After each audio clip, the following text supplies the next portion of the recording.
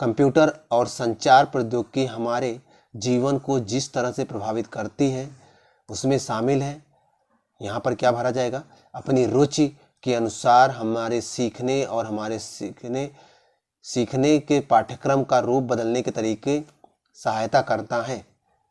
तरीके में सहायता करना क्या कहलाता है, सामाजिक, प्रौद्योगिक, शैक्षिक, व्यक्तिगत। सोचिए, एक बार आप क्वेश्चन ध्यान से फिर से पढ़ लीजिए वीडियो पॉज करके। चलिए आपको ऐसे बताते हैं, यहाँ पर ऑप्शन चौथा सही होगा, व्यक्तिगत। कंप्यूटर और संचार प्रौद्योगिकी हमारे जीवन को जिस तरह से प्रभावित करती हैं उसमें शामिल है व्यक्तिगत अभिरुचि के अनुसार हमने हमारे सीखने और हमारे सीखने के पाठ्यक्रम का रूप बदलने के तरीकों में सहायता करना होता है।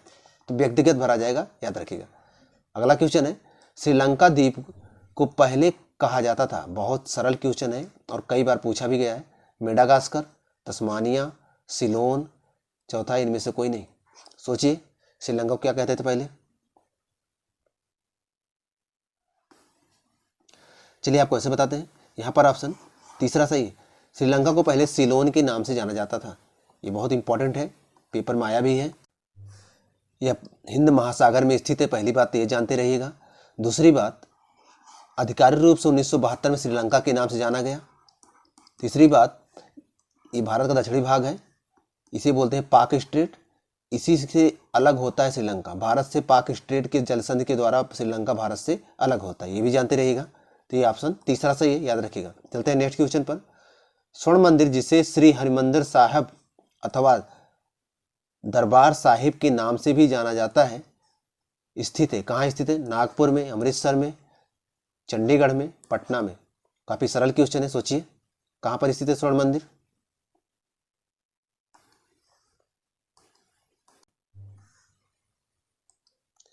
चलिए आपको ऐसे बताते हैं, यहाँ पर ऑप्शन दूसरा सही है, अमृतसर में स्थित है। पंजाब के अमृतसर में स्वर्ण मंदिर या फिर हरमंदिर साहिब स्थित है। दरअसल 1644 में गुरु अर्जुन देव ने, एक मिनट, गुरु अर्जुन देव ने इसकी स्थापना की थी।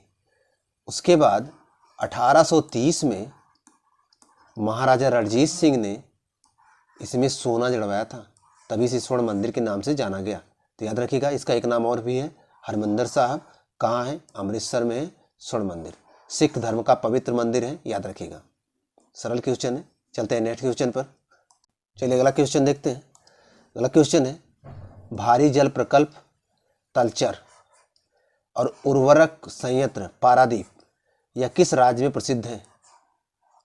पारादीप और तलचर किस राज्य में, आपको ये पता होना चाहिए। बहुत सरल क्वेश्चन है। उड़ीसा, तमिलनाडु, आंध्र प्रदेश, केरल। बहुत मशहूर क्वेश्चन है ये, बहुत मशहूर नाम है ये, इसलिए आपको पता होना चाहिए। चलिए आपको ऐसे बताते हैं, यहाँ पर ऑप्शन पहला सही है, तलचर और उर्वरक संयंत्र पारादीप दोनों ही उड़ीसा में है, याद रखिएगा। उड़ीसा का एक मशहूर झील भी है, चिल्का झील, आप जानते होंगे, और ये वहीं पर है, उड़ीसा में है तलचर, और उर्वरक संयंत्र जो है पारादीप। इंपॉर्टेंट है, ध्यान रखिएगा। चलिए अगला क्वेश्चन देखते हैं। अगला क्वेश्चन है, डूरंड कप किस खेल से संबंधित है। काफी सरल क्वेश्चन है। Cricket, football, hockey, volleyball. सोचिए डूरंड कप किस खेल से संबंधित है। चलिए आपको आंसर बताते हैं। यहाँ पर ऑप्शन दूसरा सही है, फुटबॉल से संबंधित है। दरअसल सर डूरंड जो भारत सचिव थे 1884 से 94, उन्हीं की याद में 1888 में डूरंड कप की स्थापना होती है, जो कि फुटबॉल के खेल से संबंधित है। तो ये याद रखिएगा, ऑप्शन दूसरा सही है। चलते हैं नेक्स्ट क्वेश्चन पर। चलिए अगला क्वेश्चन देखते हैं। अगला क्वेश्चन है, पहली अंतर्राष्ट्रीय, एक मिनट, चलिए क्वेश्चन देखते हैं अगला। पहली अंतर्राष्ट्रीय शांति कांग्रेस लंदन में इस वर्ष आयोजित की गई थी। तो किस वर्ष आयोजित की गई थी ये आपको बताना है।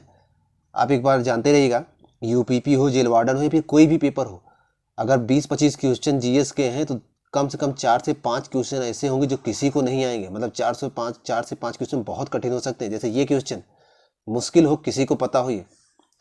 तो सोचिए, अगर आप ये सही कर गए समझ लो बहुत आप जानते हो।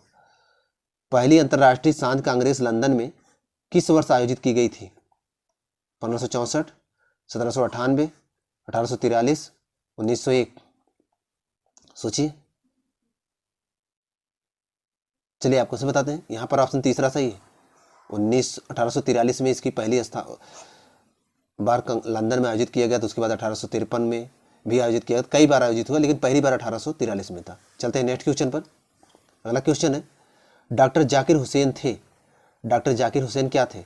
भारत के पहले मुस्लिम राष्ट्रपति, भारत के पहले उपराष्ट्रपति, भारतीय राष्ट्रीय कांग्रेस के पहले अध्यक्ष, लोकसभा के पहले अध्यक्ष। सोचिए डॉक्टर जाकिर हुसैन क्या थे? चलिए आपको ऐसे बताते हैं, वे भारत के पहले मुस्लिम राष्ट्रपति थे। याद रखिएगा, एक मिनट। भारत के पहले मुस्लिम राष्ट्रपति थे, याद रखिएगा। सरल क्वेश्चन भी है। दूसरी बात, इन्हें 1963 में भारत रत्न, 1954 में पद्म विभूषण भी दिया गया है, ये भी याद रखेंगे। दूसरी बात, अपने कार्यकाल में मरने वाले भारत के प्रथम राष्ट्रपति थे। इनकी मृत्यु 1969 में हो गई थी। दरअसल 1967 में भारत के राष्ट्रपति बनते हैं, इनकी मृत्यु 1969 में हो जाती है। तो कार्यकाल में मृत्यु मतलब मरने वाले पहले राष्ट्रपति थे, भारत के प्रथम मुस्लिम राष्ट्रपति थे। 1963 में भारत रत्न, 1954 में पद्म विभूषण भी इन्हें दिया गया था। तो याद रखिएगा, कई फैक्ट इनके बारे में इंपॉर्टेंट है। चलते हैं नेक्स्ट क्वेश्चन पर। अगला क्वेश्चन है, आर्थिक वस्तुएं होती हैं। आर्थिक वस्तुएं कौन सी होती हैं? अर्थशास्त्र से क्वेश्चन आ गया है। मांग की तुलना में वस्तु सीमित मात्रा में होती है। मांग की तुलना में जो वस्तु सीमित मात्रा में होती है, मांग के अनुसार जो वस्तु उपलब्ध होती है, मांग की तुलना में जो वस्तु अत्यधिक मात्रा में उपलब्ध होती है। चौथा, इनमें से कोई नहीं। सोचिए आर्थिक वस्तुएं कौन सी होती हैं? चलिए आपको ऐसे बताते हैं। यहाँ पर ऑप्शन पहला सही है। मांग की तुलना में जो वस्तुएं सीमित मात्रा में होती हैं उसे ही आर्थिक वस्तुएं कहते हैं। मतलब कि मांग ज़्यादा है और वस्तुएं सीमित हैं तो उन्हें आर्थिक वस्तुएं कहा जाता है। याद रखिएगा। चलते हैं नेक्स्ट क्वेश्चन पर। क्वेश्चन है, सारे जहां से अच्छा इस प्रसिद्ध गाने की रचना किसने की? जयदेव, इकबाल, बंकिम चंद्र चटर्जी, रविन्द्रनाथ टैगोर। सोचिए। चलिए आपको ऐसे बताते हैं। यहाँ पर ऑप्शन दूसरा सही है। मोहम्मद इकबाल ने सारे जहां से अच्छा गीत की रचना की थी। बंकिम चंद्र चटर्जी ने वंदे मातरम, रविन्द्रनाथ टैगोर ने जनगण मन और जयदेव ने गीत गोविंद लिखा है। याद रखिएगा, इंपॉर्टेंट है तीनों। और ये चौथा भी मोहम्मद इकबाल ने सारे जहां से अच्छा लिखा है, ये भी याद रखिएगा। चलते हैं नेक्स्ट क्वेश्चन पर। अगला क्वेश्चन है, निम्न में से कौन से उत्सव में नावों की दौड़ वोट रेस का विशेष आकर्षण होता है? ओणम, रंगोली बिहू, नवरात्रि, पोंगल। सोचिए। आप किन्हीं दो ऑप्शन में कंफ्यूज हो सकते हो, बाकी दो ऑप्शन तो आप एलिमिनेट कर सकते हो। चलिए आपको ऐसे बताते हैं। यहाँ पर ऑप्शन पहला सही है, ओणम। ओणम को एक नाम और जानते हैं, वल्लम कली। वल्लम कली के नाम से भी जानते हैं, या फिर सांप वोट रेस। सांप वोट रेस तो ये केरल में आयोजित होता है। बिम्बनाथ झील है केरल में, उसी में इसका आयोजन होता है, ये भी आप याद रखिएगा। और वहाँ पर होता है ओणम त्यौहार के मौके पर महाराजा महाबली की याद में इसका आयोजन किया जाता है, ये भी आप पढ़े होंगे। एक बड़ी सी नाव होती है, यहाँ से यहाँ तक लोग बैठे रहते हैं और नाव की रेस होती है। तो केरल में एक झील है बिम्बनाथ झील, उसी में इसका आयोजन होता है, तो याद रखिएगा ओणम। चलते हैं नेक्स्ट क्वेश्चन पर।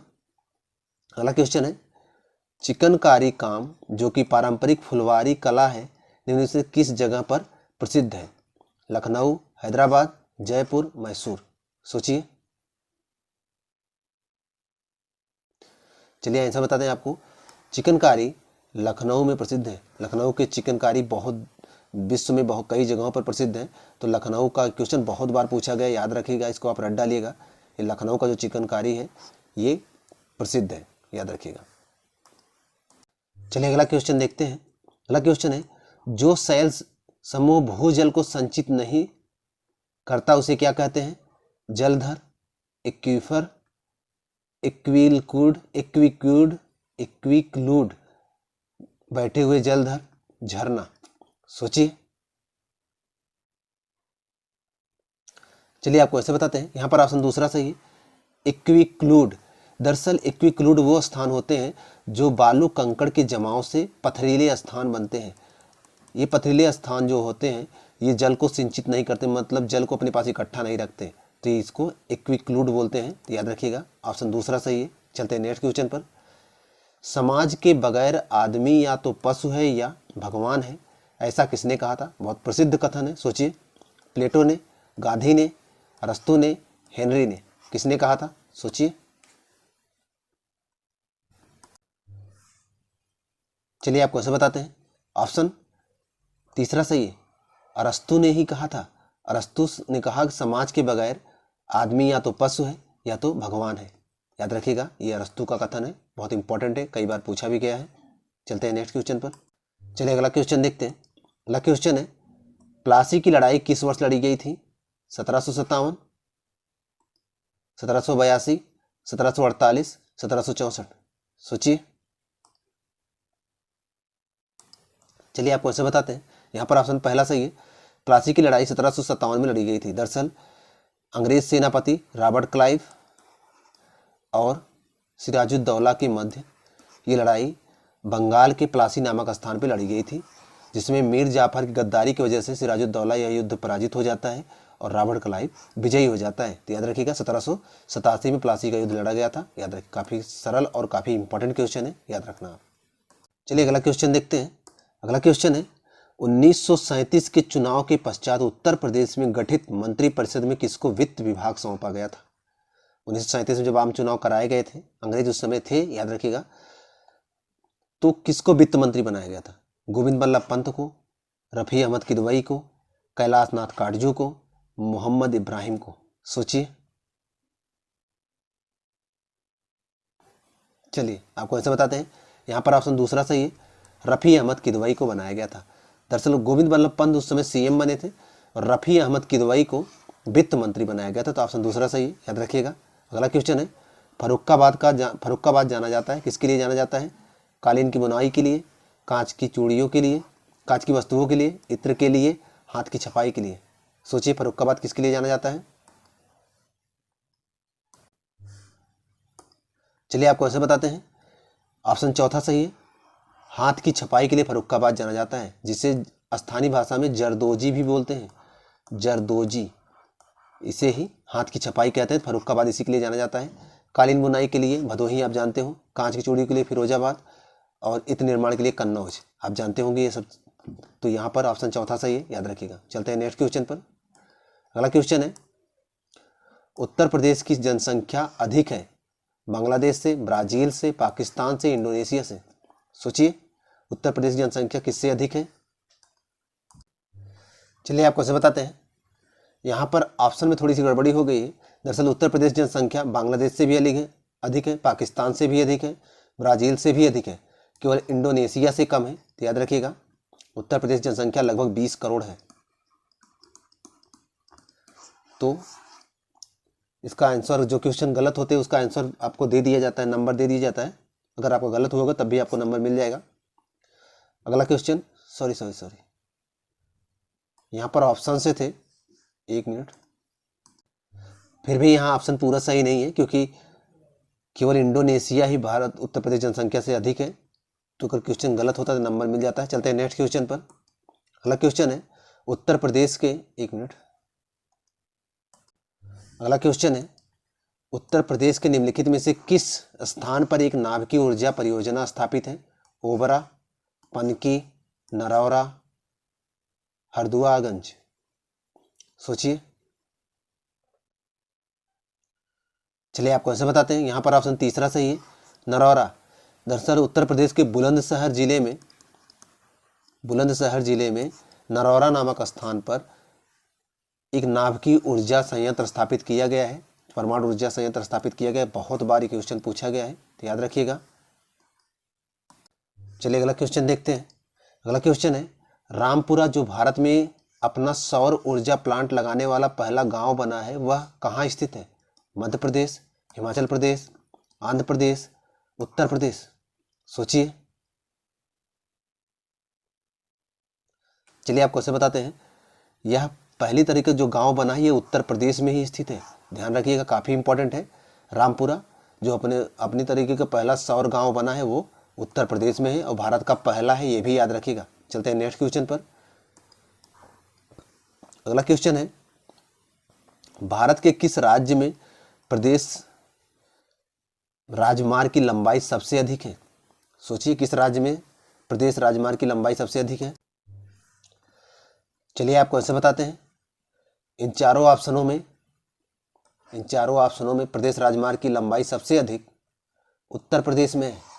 याद रखिएगा, कई बार ये क्वेश्चन आ चुका है, तो याद रखिएगा, सिंपल क्वेश्चन है। चलते हैं नेक्स्ट क्वेश्चन पर। अगला क्वेश्चन है, एक मिनट, चलिए अगला क्वेश्चन देखते हैं। क्वेश्चन है, निम्नलिखित में से किस एक ने 1916 में लखनऊ में आयोजित भारतीय राष्ट्रीय कांग्रेस के वार्षिक अधिवेशन की अध्यक्षता की थी? ये क्वेश्चन कई बार आया हुआ भी है। Annie Besant, Lala Lajpat Rai, Motilal Nehru, MC Majumdar? सोचिए। चलिए आपको ऐसे बताते हैं, यहाँ पर ऑप्शन चौथा सही है, एमसी मजुमदार। 1916 के जो कांग्रेस का अधिवेशन हुआ था लखनऊ में, इसमें एमसी मजुमदार कांग्रेस के अध्यक्ष थे और इसी में नरम दल और गरम दल जो कांग्रेस का विभाजन हुआ था फिर से एक साथ हो गए थे। इंपॉर्टेंट है, ध्यान रखिएगा। चलते हैं नेक्स्ट क्वेश्चन पर। क्वेश्चन है, काफी मशहूर क्वेश्चन है, भारत के किस राज्य में फुलहर झील स्थित है? किस राज्य में फुलहर झील है? मध्य प्रदेश, उत्तर प्रदेश, उत्तराखंड, उत्तर प्रदेश, बिहार? कह रहा है किस राज्य में फुलहर झील है? सोचिए। चलिए आपको ऐसे बताते हैं, यहाँ पर ऑप्शन तीसरा सही होगा, उत्तर प्रदेश। उत्तर प्रदेश में फुलहर झील है। दरअसल उत्तर प्रदेश के पीलीभीत में फुलहर झील है और फुलहर झील से ही निकली है गोमती नदी। ये जो गोमती नदी है फुलहर झील से ही निकली है, तो याद रखिएगा, उत्तर प्रदेश के पीलीभीत में। तो यहाँ पर 38 क्वेश्चन कंप्लीट होते हैं। आशा करते हैं कि आपके ढेर सारे क्वेश्चन सही होंगे और अगला टेस्ट जल्द ही अपलोड होगा, तो आपके पेपर से पहले ढेर सारे टेस्ट अपलोड हो जाएंगे और सबको एक बार आप अगर टेस्ट दे लेंगे तो ढेर सारा क्वेश्चन पेपर में सही हो सकते हैं। तो आप अच्छे से पढ़ते रहिए। मिलते हैं नेक्स्ट वीडियो में। अगर चैनल पर नए हैं तो चैनल को सब्सक्राइब कर लीजिए। चलिए मिलते हैं नेक्स्ट वीडियो में आपसे।